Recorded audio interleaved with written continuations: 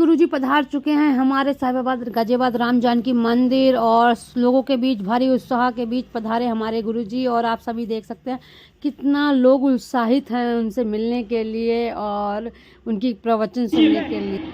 तारीख को तो आ ही रहे हैं हमारे लाजपत नगर निवासियों के लिए। आज ही हमारे महाराज जी रामदूत बनकर हमारे बीच आ चुके हैं। मैं महाराज जी से बहुत बहुत महाराज जी के प्रति कृतज्ञता व्यक्त करता हूं कि हमारे छोटे से निवेदन पर हम तो वो वाले दास हैं। क्रिया मुझे ऐसा लगता है जिस प्रकार की खुशी अयोध्या वासियों को हुई होगी जब श्री राम 14 वर्ष का वनवास काटकर अयोध्या आए होंगे, उसी प्रकार की खुशी आज मुझे हो रही है। दोनों तरफ से मैं चाहूंगा कि भक्तों को पता चलना चाहिए कि हमारे लाजपत नगर में महाराज जी बैठे। एक बार जोर से राधे राधे। और ज्यादा समय ना लेते हुए मैं गोपाल भैया से बनाइए और बहुत जल्द हमारे बीच महाराज जी का पावन भैया देखिए फोटोज वगैरह तो ये बाद में होती रहेंगी, है ना। मैं बाउंसरों से भी भैया हमारे जितने भी भैया हैं आप आगे बैठ सकते हैं। जितने लोग हमारे मंच पे हैं आप लोग आगे बैठ सकते हैं। भैया नम्र निवेदन है मेरा, क्योंकि और आज हमारे मन का प्रयास करना हमारा काम है। अगर महाराज जी की कृपा हमारे ऊपर हुई, आप भक्तों पे हुई, तो वो 100% आ जाएंगे। और हम इनको जब निमंत्रित करने गए, महाराज जी ने सहज स्वभाव से हाँ कर दी, अनुमति दे दी कि मैं 3 तारीख में आ सकता हूं। आप 2 तारीख का प्रोग्राम रखिए। ये महाराज जी का बहुत बड़ा आभार, हमारे ऊपर बहुत बड़ा आशीर्वाद आप सभी भक्तों के ऊपर है। इसलिए आज मंच के हीरो तो हमारे महाराज जी हैं। हाँ, बोलो कृष्ण कन्हैया लाल की, बोलो राधा रानी की। सब लोग नीचे बैठ जाएं और हमें मिलवाया। एक बार इनके लिए जोरदार तालियां। आप भैया का पूरा कोऑर्डिनेशन रहा तभी महाराज जी आए हैं। एक बार प्रभु से मैं प्रार्थना करूंगा इसी प्रकार भैया का सहयोग बना के चरणों में एक बार जोरदार करताल ध्वनि से स्वागत कर दीजिए हमारे अनिल शर्मा जी का। अब मैं माइक दूंगा भैया को। बात में करूं? निवेदन करूंगा अनिल राणा, प्रमिला राणा जी से, पूर्व पार्षद हैं हमारे अनिल भैया। अति शीघ्र बहुत छोटे समय में प्रतिदिन भोजन बनाती है, बहुत जल्दी। ये रुक जाओ अभी, रुक जाओ।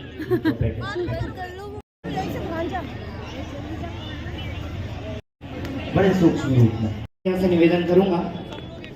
वहाँ जाके खड़ी होके वहाँ जाऊँ तो जूम करके बना देना। हाँ जूम कर। थोड़ा रास्ता दे दीजिए।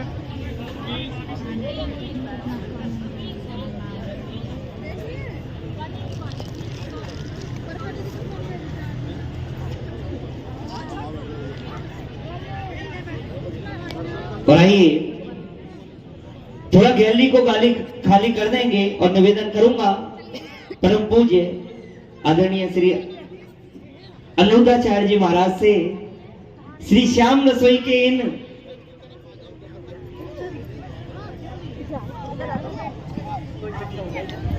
आगे महाराज जी मैं आपको बताना चाहूंगा, आगे चलो, कोई जगह ना मिले तो ये ठीक तो बैठे जाओ है।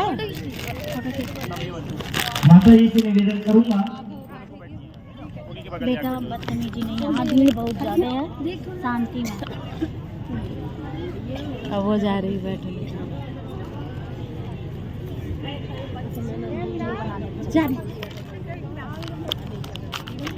ये कृष्णा, ए कृष्णा, श्री राधे, जय जय श्री राधे, जय जय श्री राधे। ओम नमः पार्वती पते, हर हर महादेव। एक निवेदन आप लोगों से मैं करूं, लोग वंचित रह जाए नहीं। हाँ, महाराज जी फॉर्मेलिटी के लिए बिल्कुल मना कर देते हैं, ठीक है। इसलिए आप सब लोगों की तरफ से एक बार पुनः महाराज जी का बहुत बहुत स्वागत लाजपत नगर के सभी लोगों की तरफ से, साहिबाबाद के सभी लोगों की तरफ से और श्याम रसोई महाराज जी को पगड़ी पहनाकर उनका स्वागत कर रही हैं। आप सब लोग ताली बजाएं। आप जो स्वागत करता है उसमें अपनी फोटो देख लीजिए कि मैं ही कर रहा हूं, ठीक है।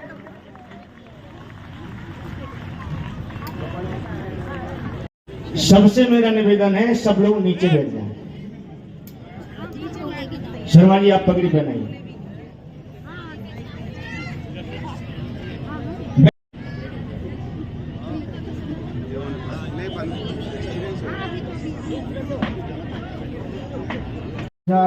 चंद्रमय्यं विष्णुरमसे विष्णु सरश्री विष्णु ध्रुवसे विष्णु विष्णवसे विश्वे देवदादौ देवदा सूर्यो देवदा चंद्रमा देवदा। महाराज की बोले पूज्यपाद श्री अनंताचार्य जी महाराज की जय। जय श्री राधे, बोलो श्याम प्यारे की जय।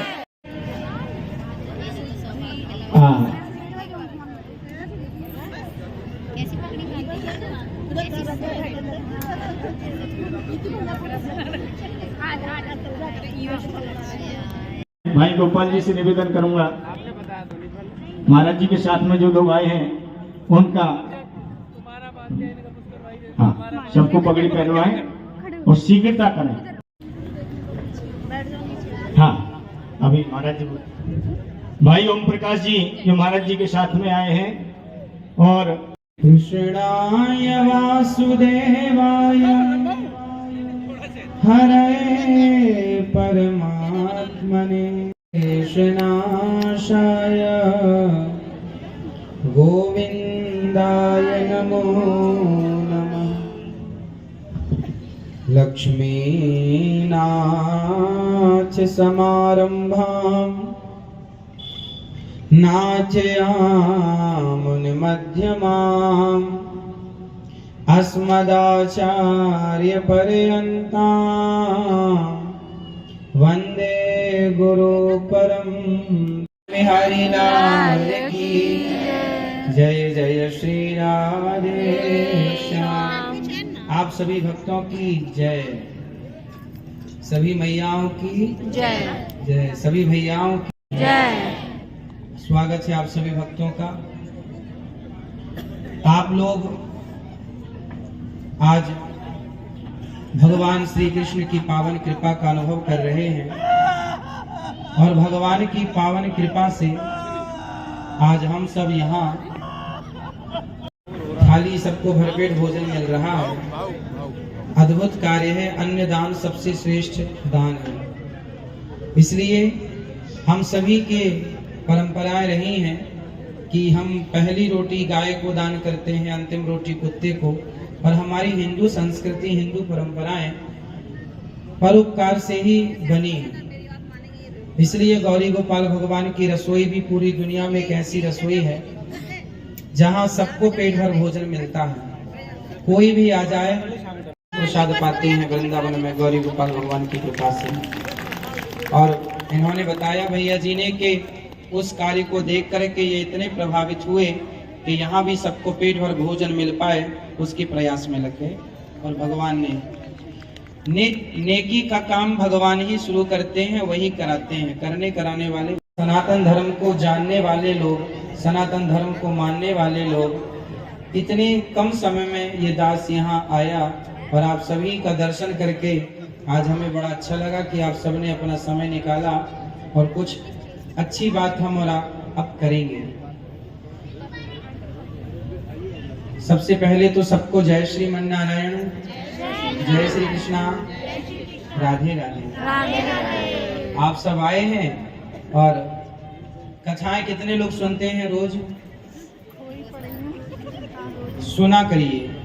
कथा सुनने से जीवन जीने का एक नया रास्ता हमें प्राप्त होता है, जो रास्ता हमें जीवन में हमारे लक्ष्य को हमें प्रदान करता है।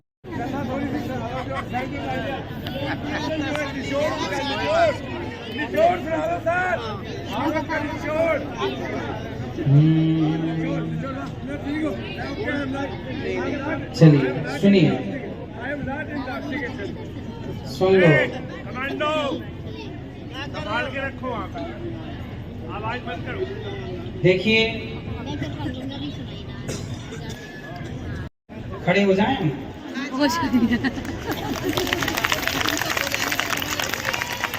चलिए, कुछ छोटे छोटे प्रश्न हैं जिनका उत्तर आपको देना है। हमें तो पता ही नहीं है, इसलिए हम आपके पास चले आए कि चलो आपसे पूछ लेते हैं। सब लोग ध्यान से सुनेंगे। खाओ पियो मौज करो, क्या मतलब है इसका? मौज करो, ये तो आपने सुना ही होगा। घर घर में ये प्रयोग होता है शब्द। लोग क्या कहते हैं? खाओ पियो मौज करो। आज के जमाने में बहुत लोगों का यही सिद्धांत बन गया है कि खाओ पियो मौज करो। क्या हमने कभी इस पर विचार किया कि क्या खाओ, क्या पियो और क्या मौज करो? थोड़ी चर्चा कर लें इस पर। खाओ पियो मौज करो, तो क्या खाओ? सवाल ये है कि क्या खाओ?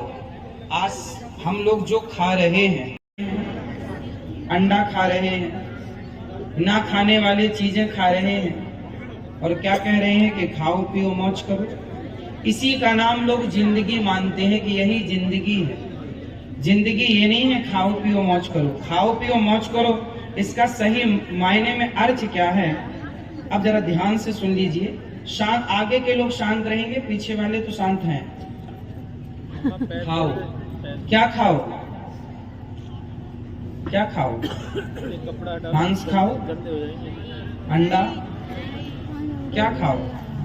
खाओ, क्या पाओ? प्रसाद। जो भी खाओ पहले भगवान जी को भोग लगाओ। जो भोग लग जाता है वो क्या बन जाता है? प्रसाद। तो क्या खाओ? प्रसाद। प्रसाद। वही खाओ जो खाने योग्य है। अच्छा ये बताओ, आप लोगों के घर में, देखिए, हम आपसे जो कहना चाहते हैं वही समझिएगा और कुछ मत समझिएगा। बहुत लोगों के घर में 2 प्रकार का भोजन बनता है। आप में से 95% लोगों के घर में 2 तरह का भोजन बनता है। एक भगवान के लिए, एक परिवार के लिए, बच्चों के लिए, आपके लिए, परिवार के लिए। भगवान के लिए जो बनता है वो आप या पूड़ी बना देते हैं, या पराठे बना देते हैं, या सूखी साग बना देते हैं, या कुछ पराठे का भोग लगा देते हैं भगवान जी को। फिर अपने लिए बढ़िया चकाचक बनाते हैं। ऐसा किस किस के घर में होता है कि भगवान जी के लिए अपन ने अलग से बना के भोग लगा दिया, और फिर इसका मतलब यही है कि भगवान को वही खिलाना चाहिए जो हम स्वयं खाते हैं, और हमें वही खाना चाहिए जो भगवान खाते हैं। यदि कपट है तो फिर आप कितनी भी पूजा कर लो। भगवान ने क्या कहा? निर्मल मन जन सो मोहि पावा है त्वमेव माता पिता माता रामो मत पिता रामचंद्र स्वामी रामो मत सखा रामचंद्र सर्वस्वमे रामचंद्रो दयालुर नान्यम जाने नहीं बजाने न जाने।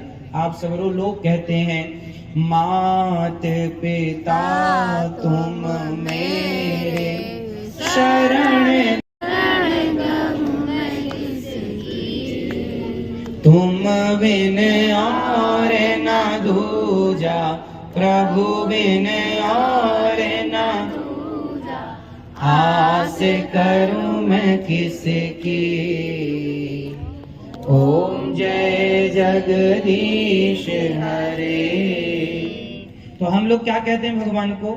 मात राम अपने चरणों को धुला लीजिए, राम अपने चरणों को धुला लीजिए।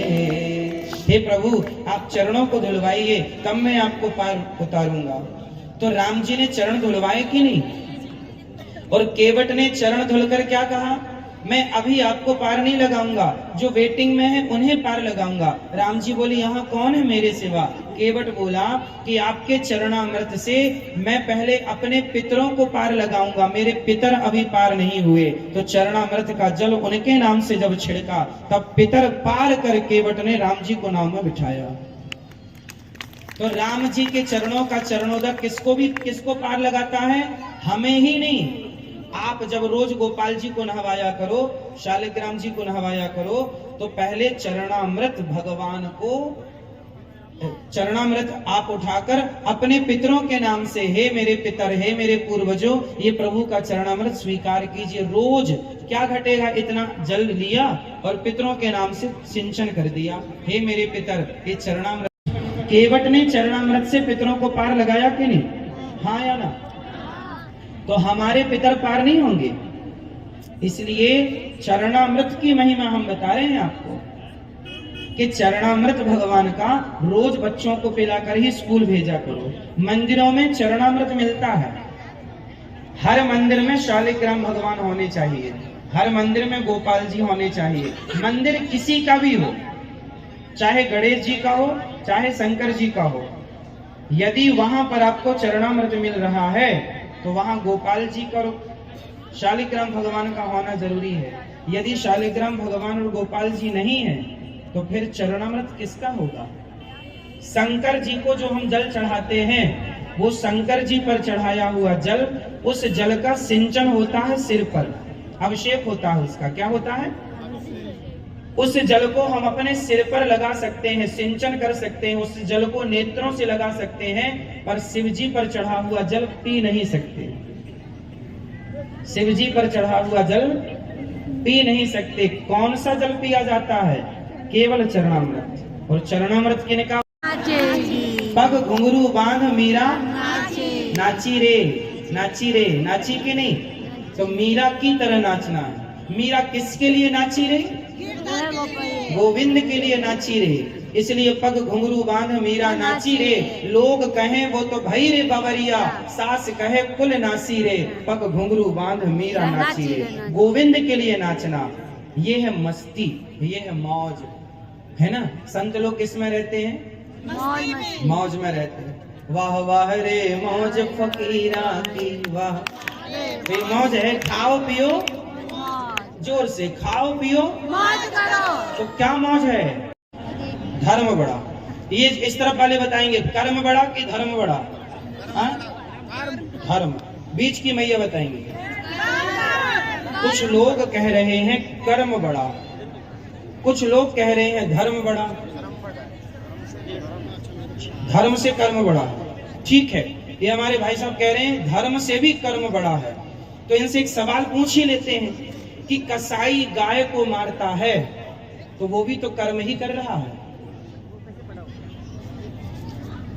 कसाई गाय को काट रहा है तो वो क्या कर रहा है? कर्म। वो अपना कर्म ही तो कर रहा है। विप्र देवता ऊपर बैठ जाइए, आ जाइए, उठिए ऊपर। ईश्वर का स्वरूप है धर्म, तो क्या बड़ा हुआ? धर्म। अब जरा धर्म को समझ लेते हैं। धर्म क्या है? धर्म एक चलनी है। अच्छा ये बताओ, आप लोगों के अंदर धर्म है कि नहीं है? यदि किसी के